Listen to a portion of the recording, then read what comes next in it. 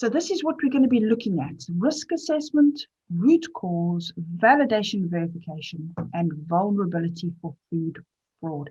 There is another course, and that's environmental monitoring, which I'm not talking about today because it's not a particularly popular course. And I think one of the reasons might be because it's not part of the BRC Professional Recognition Programme. I'll talk about that program in a bit.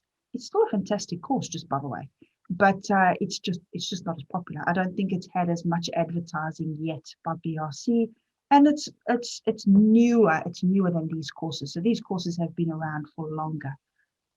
So yeah, I'm not talking about that one today. So you might be interested to know who would attend these courses.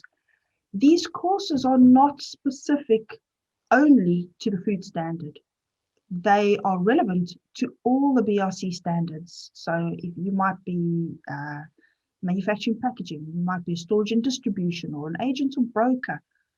Everyone is interested in these courses because risk assessment applies to everyone. So not just those manufacturing food. So that's interesting to know. These are core skills. Yeah, doing risk assessment well, doing root cause properly.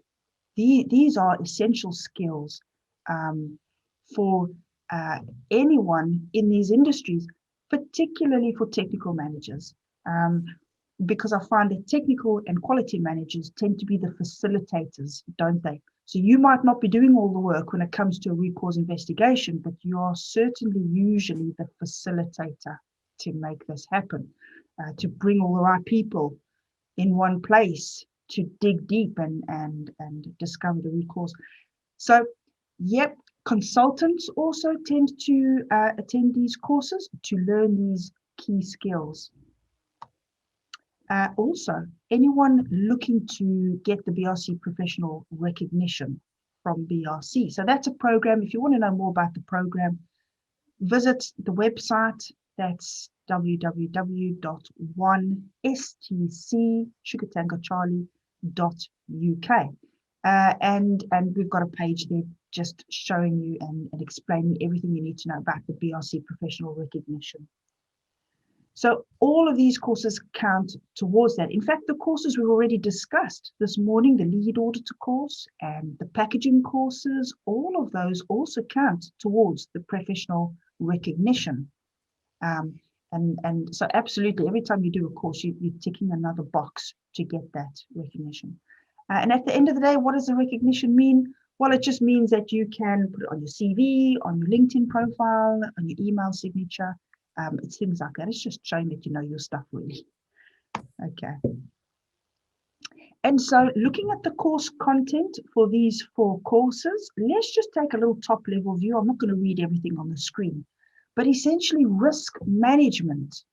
Okay, risk management is managing risk. So you're going to notice some keywords in here that we've already talked about today in some of the other courses we looked at, the food standard and the packaging standard courses, where we already looked at some slides around hazards. And yeah, absolutely. That's because when you talk about HACCP in the food standard, when you talk about HARA or harm in the packaging standard, it's all risk assessment, isn't it? It's all risk assessment. So this is a course on not specifically or not only HACCP or HARA or vulnerability assessment or anything like that. This is about knowing and using the tools well to do any risk assessment that you might need to do in the future. So these are best practice methods of doing or managing risk. And so, yeah, it's also about estimating level of risk, determining appropriate controls. And so this is all best practice, essentially. In terms of root cause, can I just say that the food industry needs to improve in how we do root cause? I've worked for multiple other industries in the past who do root cause better. I don't mind saying that, it's true. And if we can acknowledge that, we will make more effort to do root cause better. So we really do need to dig deep. And this course will give you the tools for doing that. Okay. Validation and verification, exactly the same thing is true. We don't do this well enough in the food industry. In fact, we hardly do it at all. Quite often when I'm auditing a site and I ask to see validation, I'm handed a test report, a lab test report, one lab test report. And it might be to prove that a product is gluten-free. And that's handed to me as validation. That's not validation, that's verification, isn't it? That's just verifying that that particular batch is free from gluten, or that particular sample alone was free from gluten. That's not validation at all. So this is a brilliant course just to open our minds to the world of possibility on how to protect ourselves, how to protect our businesses, or if you're a consultant, how to work for a business to help them protect themselves and do validation properly. Okay, bearing in mind that validation is gaining proof that a product or process or equipment will perform consistently. Yeah, so you can trust your manufacturing process, you can trust the product that you make at the end of the day. We all want confidence and we all want to sleep well at night. And typically people attending these courses are responsible for protecting a business and protecting the consumer at the end of the day. You know, you want to do, we want to do a good job. We don't want that underlying anxiousness or anxiety is a better word, of, you know, is everything in order? Validation is one of the ways to make sure that, yes, you do have that confidence and you can sleep well at night. I've literally had people come on these courses saying, listeria, I don't sleep at night. And you know, it's all got to do with doing root cause properly and investigations properly and risk assessments properly. These 4 courses, the thing that I like the most about these 4 courses is that they all tie together. They all tie together. If you look at risk assessment, okay, you base your validation study on risk. So the two tie together. It's brilliant. When you look at vulnerability for food fraud, that course is about risk assessment. So those 2 courses tie together. And so that's quite a nice thing about these 4 courses. Although they're separate courses and you can choose which one you want to attend, there is a theme that runs through all of them. And so let's just look at this validation. Yes, this is absolutely being able to understand the difference between validation and verification, and essentially the rest of the course is the tools and the key points you need to know to do that well. Vulnerability assessment for food fraud. Okay, this is an interesting course on how to do this risk assessment properly, and again, to demonstrate due diligence, to show that your company or the company that you're working for, if you're a consultant, has done a thorough job on this to demonstrate that you've mitigated the risk as much as could reasonably be expected of you. And so we also look at case studies, and we go into this in depth. So all of these are assessed through an assignment or an assessment, which we'll talk about later. Can I just say that this vulnerability assessment for food fraud, this course is specifically about food fraud, of course. Another name you might use for it is BASIP.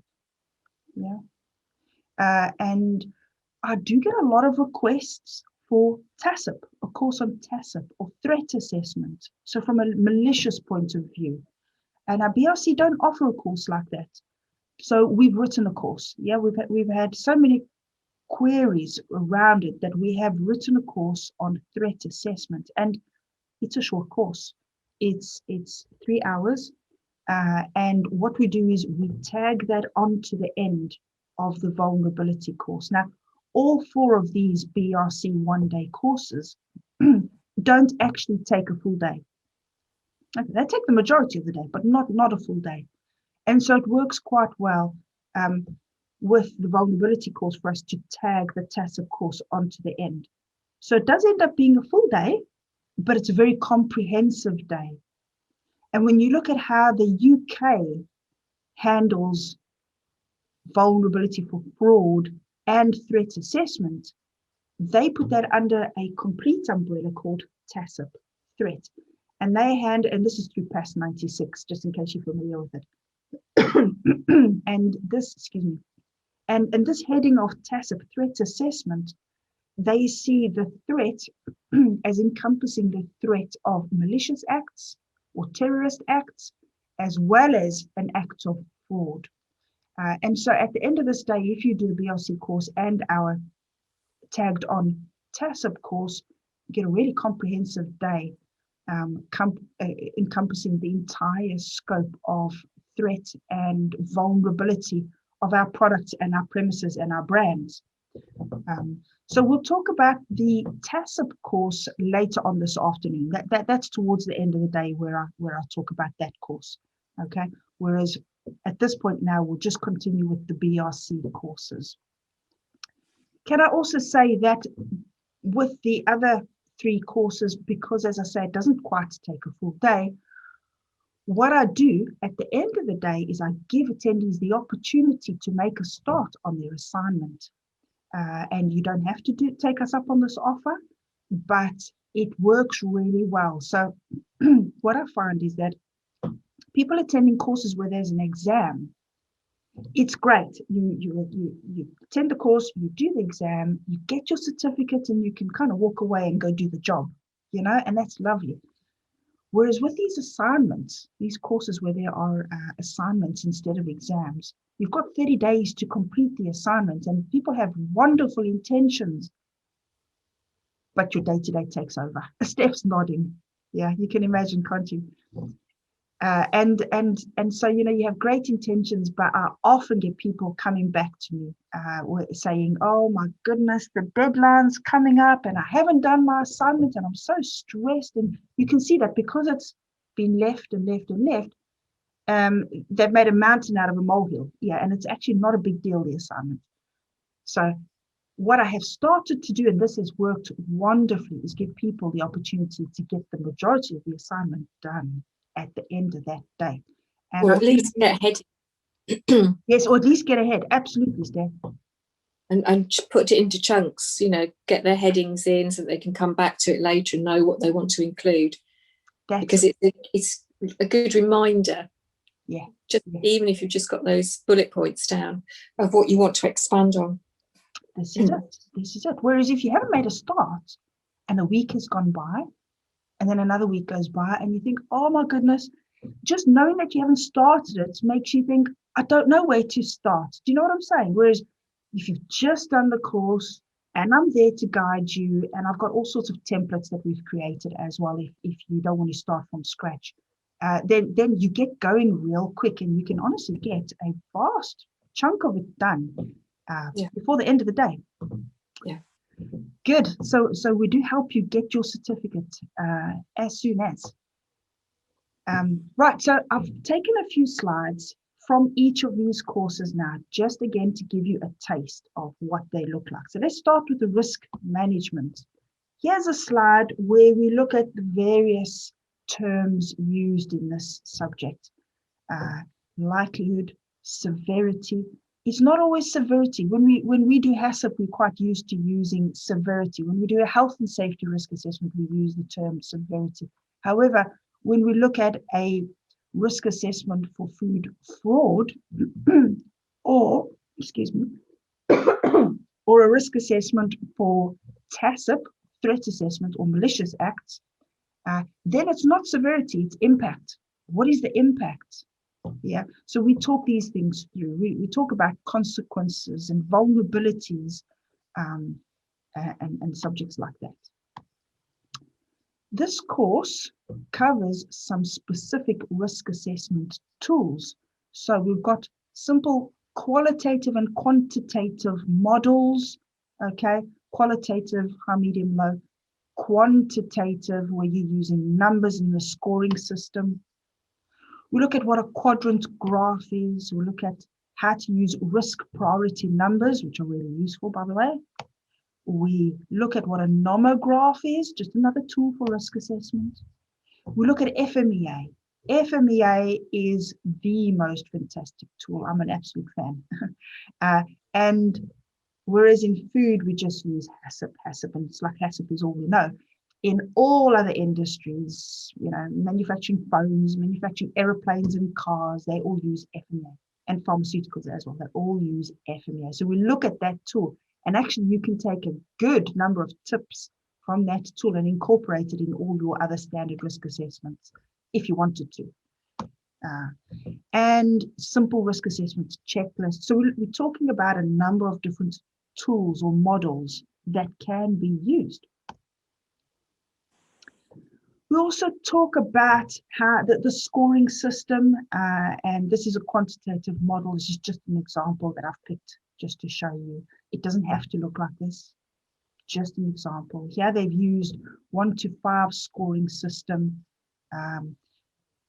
and given themselves a form of guidance. You can see in this example here, this is sort of a physical injury type impact assessment here, or severity assessment. This is the likelihood going across the top. So we look at lots of different examples of how you can score risk. Okay, so that was literally just a taste of risk assessment, and I hope that's useful. If you've got any questions, please don't hesitate. Send us some comments, okay, or some chats. Tracy's asked here, Cathy, do you email us a copy of the slides that you've used today? In fact, Tracy, I'm going to make this recording available to everyone also. So probably the recording rather than the slides, but I don't mind sending the slides also if you just send me a chat and let me know that you want the slides, and I'll do so. Okay. Good, but yes, any questions, please don't hesitate. Send them through while you think of them. Okay, so that was risk assessment. Let's look at root cause. And again, there's a theme running between the two because root cause is where something's gone wrong. This is reactive, isn't it? This is a reactive thing where we're responding to an issue that has happened. Whereas if we do risk assessment really well, we should have mitigated the risk and we shouldn't have had the failure in the first place. So theoretically, if we really go for it on risk assessment, we shouldn't be finding the problems and be having to do root cause. On the other hand, learning about root cause and the methodology of root cause is really useful when we do risk assessment, because we can also think of root cause from a proactive point of view. So let's imagine we're doing a risk assessment and we use what-if scenarios, and we say to ourselves, well, what if this happened? Could it cause this failure?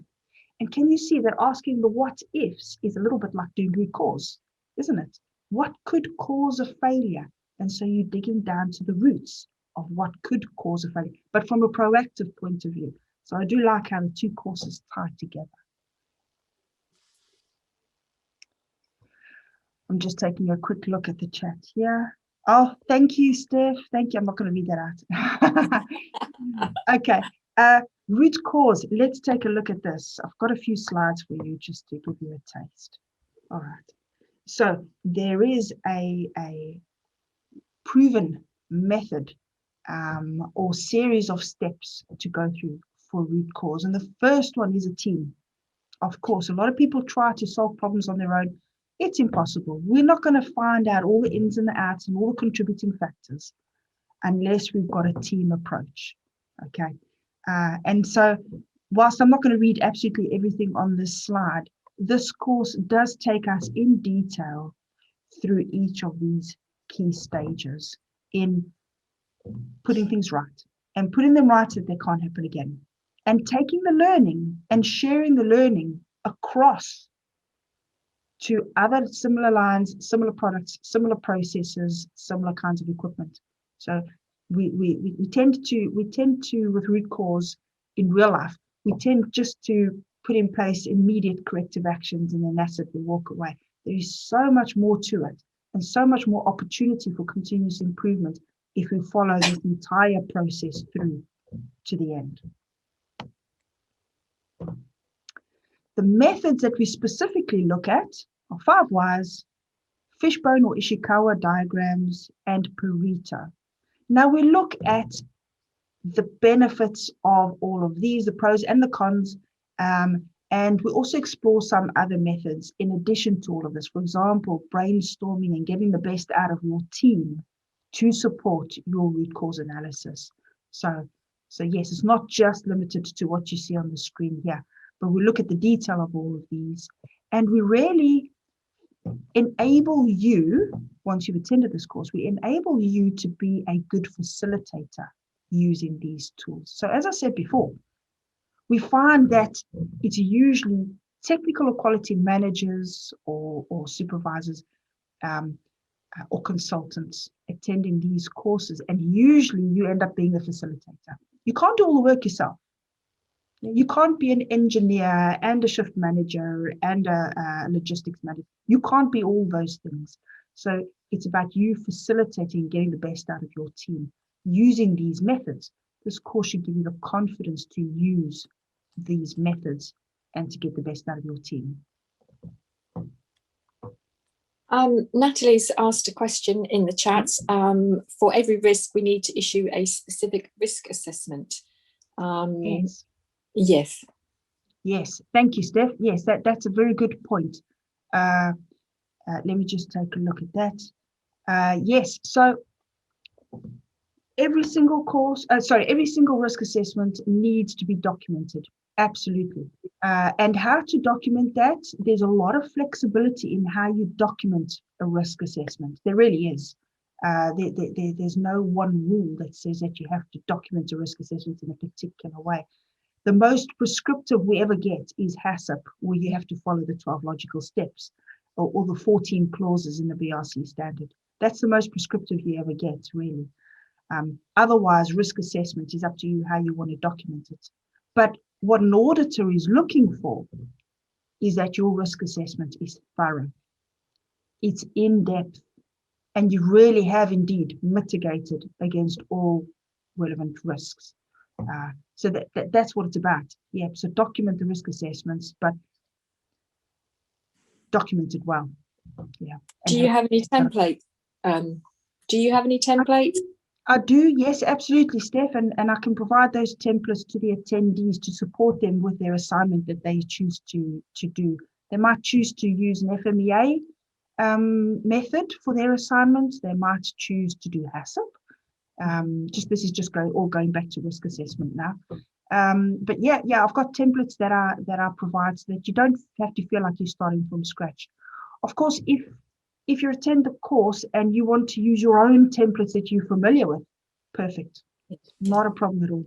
Yeah, as I say, there's a lot of flexibility in this. But as an auditor, or once you've attended the course, you also know what to look for in a risk assessment. So if you ever inherit a risk assessment, you kind of know what you're looking for because you've gone through this course. You know what I'm saying? You're able to assess a risk assessment and say, well, that's really superficial, or this one's in depth and this one's done a good job.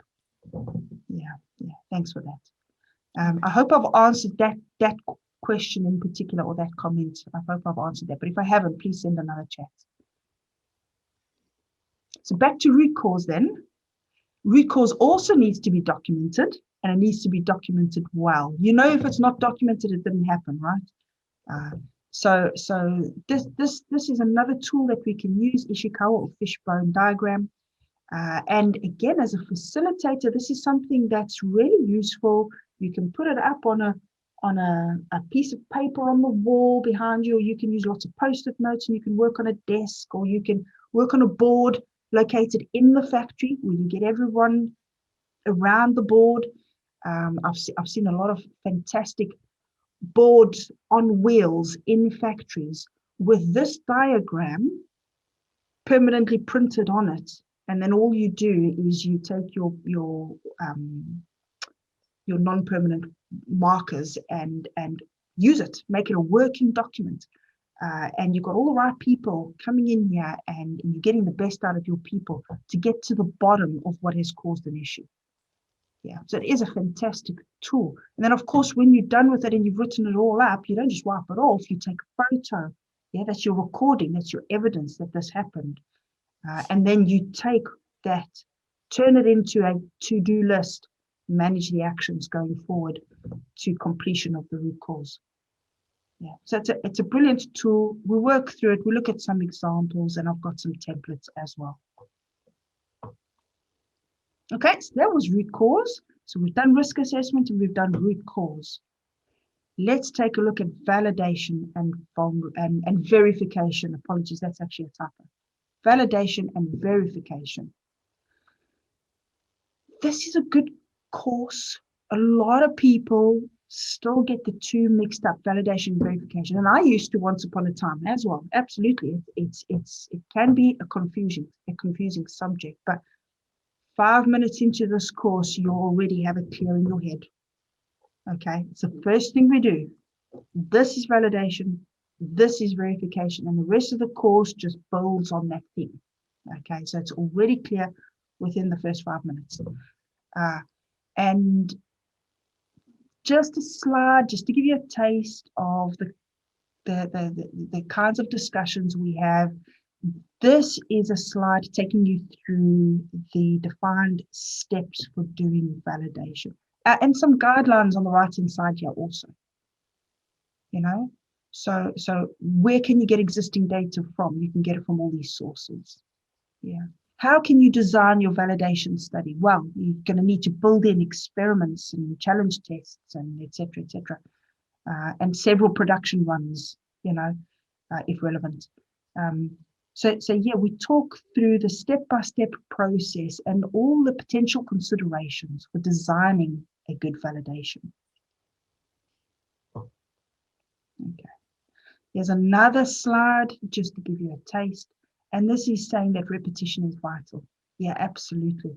And so you can't just do a test or an inspection for validation. It's got to be really comprehensive. Yeah. If it's a new equipment, new line that you're validating, you're going to want several trials. Yeah, potentially that's not saleable product. And then you're going to want at least 3 formal full batch runs, which is saleable product. And after those 3 full batch runs, incorporating a heightened level of inspection and testing, that's then going to enable you to write your validation report. Yeah, so these are just the kinds of things that we're discussing. We talk about replicates and what is good practice, and we give examples and scenarios. Yeah, and also what kind of testing is required. Yeah, BRC don't want to see rapid tests to support validation. They want to see accredited lab tests to support validation. Yes, you can use the rapid tests also in addition to your accredited lab tests, but you have to have the accredited lab for validation purposes.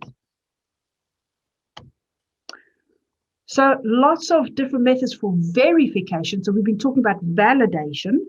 That was all validation. Now moving away from that, looking at verification. Okay, this is your day-to-day checks to make sure that we're doing well. Okay, so verification is a lot easier. The bulk of the course, by the way, deals with validation because that's the complicated bit. But then once you've done a good full validation, you then know what you're doing. Yeah, your way forward is clear for your routine verification. And we then talk about that. And it's things like doing your internal audits, auditing the suppliers, reviewing corrective actions. These are all your verification checks. And there's another slide also detailing more methods of verification. So those are just some examples. And that's it. That was validation and verification, just a taste of it. And I hope that was interesting for you. Yes. We've got another question. Do we need every testing to duplicate? Do we need to duplicate every test? Is that pretty? Yeah. Do we need every testing to be duplicated? No, not necessarily. Not necessarily. If you think about it, validation could be done on so many different things. So many different things. You might be validating a new product's nutritional data. Yeah. And you might be able to get away with doing that just by calculation rather than actual testing. Yeah, to prove the nutritional data for that product that you need to put on the label. If you can get away with doing that by calculation, that is probably the most simple example of validation I can see, or that I can think of. where you can say, okay, I'm confident in these nutritionals for this new product because it's based on so many other similar products out there that I can just do it by calculation. Whereas imagine a new product, it's novel, it's brand new, there is nothing like it on the market. Plus, imagine that the ingredients are highly variable, okay? And in terms of seasonality, and so the nutritionals change depending on when you harvested it, etc., etc. Can you see that you'd have to send samples away to a lab for nutritional testing, and you'd probably need to make some more later on with a different batch of ingredients, send that away. You probably want to have a good data set there to support that nutritional labeling. So it entirely depends on what you are trying to validate, what you're trying to prove, or what you're trying to gain confidence in. The more variability, the more testing you need to do. That's the general rule of thumb. It's the same if it's a new piece of equipment. If it's a variable piece of equipment, and there are lots of variables affecting the process, more inspection, more testing. Yeah.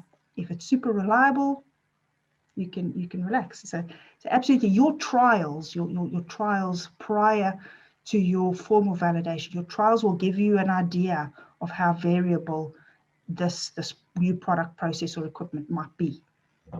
So I hope that's helpful.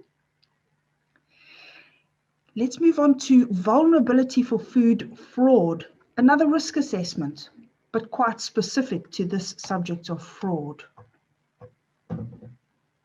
Okay, just a few slides just to give you a taste. So this slide is telling us that there are two main types of fraud. Okay, the sale of unfit or harmful foods, such as recycling of animal products back into the food chain, or selling goods past their due date. Or the deliberate misdescription of food. So it's not what it says on the tin. Yeah, products substituted with a cheaper alternative, for example, basmati rice, but it has other rice in there that's not basmati rice. Or making false statements about the source of the ingredients. Yeah, perhaps claiming that it's Madagascan vanilla, but it's not really. Or plant or animal origin, or stating that something's organic when it's not. And just back to the substitution here, this could be partial substitution, or in terms of, and that would be called adulteration, or it could be wholly, completely substituted with a cheaper alternative. Yeah. So this course covers a lot of different aspects or terms related to fraud. And yep, that's adulteration, substitution we've talked about, all for the purpose of making money. Yeah, we talk about the concept of authenticity. Is it really what it says on the tin? Is it really organic? Is it really from Madagascar? We also touch on food defense. Okay, that's more from a tacit point of view, but also removing the vulnerability from our products where we can. Yeah, to mitigate risk, also from a fraud point of view, and what your vulnerability assessment should look like, bearing in mind that it needs to cover all raw materials and all packaging. Yeah, so the packaging is sometimes a challenge. We talk about that in depth as well. Okay, and those are the main definitions and subjects that we talk about in this course. Just another random slide here. This just shows you the kind of scoring system that you could use. So this is a quadratic model looking at detection, okay, likelihood of detection and likelihood of occurrence. If you remember, we were talking about this earlier where we said that with HACCP, it's usually likelihood and severity. When it comes to a threat, it's usually likelihood and impact. When it comes to fraud, it could be likelihood and how likely am I to detect the fraud. So detection is the other score in this case. And yeah, you could use something that looks like this, but you don't have to. Yeah, so we look at other models as well. You could use a scoring system or a high, medium, low system, or 1 to 5 or 1 to 3 or 1 to 10. It's entirely up to you, but we look at some different examples. That's it in terms of the taster for the slides, okay, and what the slides look like. Just a little bit more about the course assessment. So there is no exam for any of these courses. What we do is at the end of the course, I'll give you full details on what's expected from you for the course assessment. And that course assessment doesn't have to be a gigantic project. It really doesn't. You know, I expect people to spend a day or two on it. You know, a day or two, no more than that. You shouldn't have to. What you can do is use this as a real life example. So you can, the fact that you have to do an assessment to get your certificate is one thing, but you could really make that valuable to yourself and make it work for you by doing a real assessment at your place of work, of course. Or you might use this as an opportunity to review a risk assessment that needs updating that you already have at your place of work. But the thing is that I do, as I say, often get consultants on this course where they are not working. They don't have a place of work. They don't have a business to go to where they can carry out this assessment in real life. That's okay. BRC allow for that. They know that that can happen. So you can make it up. The point is that you are able to demonstrate that you understand the core principles that you've learned in the course. That's what it's about. And so that's why, as I say, I can get you started on it with some templates and some ideas. Yep. So you will be supported in doing this. It's expected that you complete the assessments 30 days after the course, okay? And then what I always ask is that you send it to me first, rather than uploading it directly onto Educate, okay? If you did that, you would have the opportunity, if you didn't pass, for me to give you a second chance, and I'll give you a bit of feedback, and then you upload a second time. But what I do is I just bypass that whole uploading thing, and I just say, send it to me first. I will give you feedback, okay? And I will tell you what you need to do extra to pass if that's required, or I might say to you, do you know what, this is brilliant. You will pass if you upload it just like it is. However, if you want more marks, this is what I recommend that you do. Okay, so you'll get that kind of review. And then once we're all happy, you go ahead and upload it to BRC Educate. I then mark it formally, okay, and then you get your certificate through BRC Educate. Just click download and you've got it.